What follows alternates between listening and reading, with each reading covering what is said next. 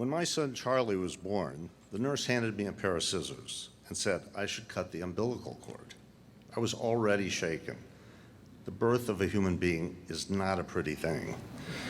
So this latest turn of events set me back a little. I asked the nurse, "Isn't there someone more qualified to do this?" She said no. I felt the same way when Dean Durante asked me to address you on this auspicious occasion. I was surprised to get the invitation, and as flattered as I was, all I could think of to say was, "Isn't there someone more qualified to do this?"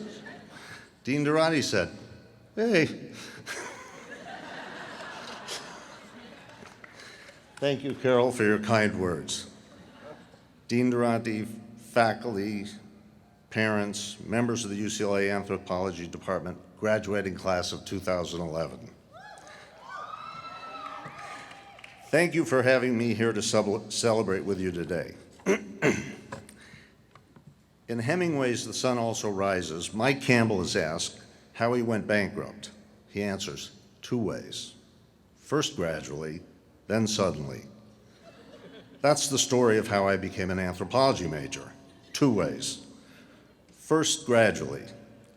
Just like Professor Browner, I took Anthropology 101 from the famous anthropologist and teacher Sherwood Washburn at Berkeley. All I knew about the course was that it featured films of baboons having sex. I wasn't sure what this had to do with anthropology, but remember, this was before the internet, and there were very few choices for hormonal young men. I don't know why Carol took it. Second, suddenly, I had to major in something. I had already been inspired by Professor Washburn, and anthropology seemed as good as anything else, so there I was. I had visions of going on a dig in the Olduvai Gorge, staying in a primitive village that had a matrilineal kinship system, and of course wearing a super cool Abercrombie & Fitch safari jacket, and a Sandro Durante fedora, which he chose not to wear today for some reason. But those were the days when just carrying around a copy of Margaret Mead's Coming of Age in Samoa could help you meet girls. Amazing. Anthropology could help you get lucky. Having chosen a major, I still really wasn't entertaining a career in anthropology. I don't think I was even sure what a career anthropologist did aside from teaching and writing and shooting the occasional primate porn film. In our introductory classes, we considered what does it mean to be human? Where do we come from? How do we behave? How has the evolutionary development of mankind influenced our social culture? I don't think we found the answers, or if we did, I've forgotten them. But it wasn't the answers that affected me. It was the questions themselves, the very act of asking. The anthropology mind, if you can call it that, is one that clears away the debris of preconceived notions and prejudice. It considers every piece of historical observation anew. It makes connections between seemingly disparate ideas. It stops, thinks, speculates, concludes. In short, it looks at everything with a fresh eye. It's not enough to say that the anthropology mind is analytical.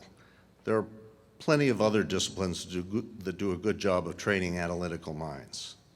The anthropology mind provides a pure space for analysis, creativity, reflection. Its other distinguishing feature is that because it deals with humanity, it's also necessarily compassionate. Not even the Harvard Divinity School can promise you that. Open mind, free thinking, compassion. That's a powerful combination and a great resource. I didn't continue my formal study of anthropology past graduation, but I use my anthropology mind every day, and it, as much as anything other maybe than luck, has been a factor in all that I've achieved.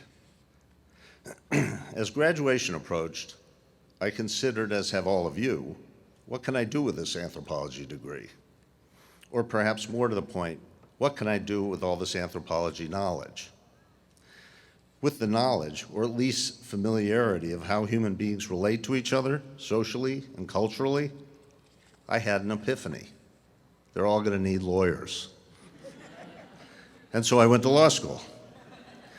After another 3 idyllic years at UCLA, I drifted into a law firm, and that's when luck started to take over.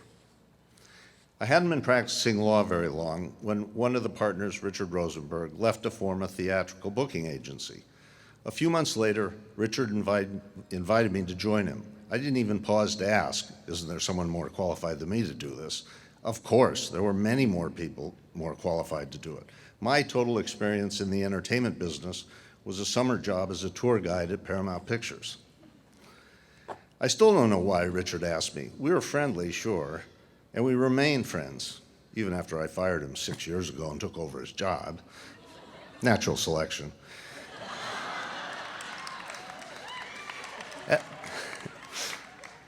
At the time, I assumed he was desperate and just needed someone he could trust. Thinking back, I know that that was a big part of it. But now I'm also convinced he needed an anthropologist. He wouldn't have called it that. He wouldn't have thought that. I wouldn't have thought that. But of course, he needed an anthropologist. And there I was. We were creating a new company. To the anthropology mind, we were creating a new society organized around how humans behave and how they relate to one another. Now, none of this was in the business plan, but it worked. For me, it worked out better than I could have ever imagined. I've been part of building 3 highly successful companies and enjoyed a great 40-year career so far. I've had a ball. I've represented and become friends with some of the biggest names in music. I've hung out with presidents, a pope, princes, princesses, and Prince. I've supported my family and ultimately made the short list to speak with you on your graduation day. My training as an anthropology gave me a leg up. You have that same advantage. You'll find yourselves in a lot of different societies and organizations, businesses, universities, social situations, whatever, where others may be confused or confounded by the complexities of a modern society. You'll see the simple beauty of how societies organize themselves, going back to primitive cultures, and you'll know what to do. The hardest part of being an anthropology scholar may have been telling other people your major. Many of you first faced this problem when you told your parents. Anthro what? Now imagine what it sounds like when you say it to someone you just met on Match.com. I want to tell you it's okay. You're an anthropology major, own it. But because it's a time-honored tradition at these events for the keynote speaker to give a little advice, I'll tell you what I did. When someone asked me what I studied, I looked them straight in the eye and said proudly, engineering.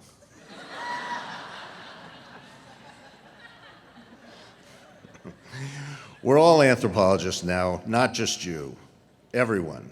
With the demands of modern society, a challenged workforce, complicated international relationships, a changing social paradigm, we'd better all be anthropologists. But you're the real thing. You guys will do just fine. Class of 2011, I salute you.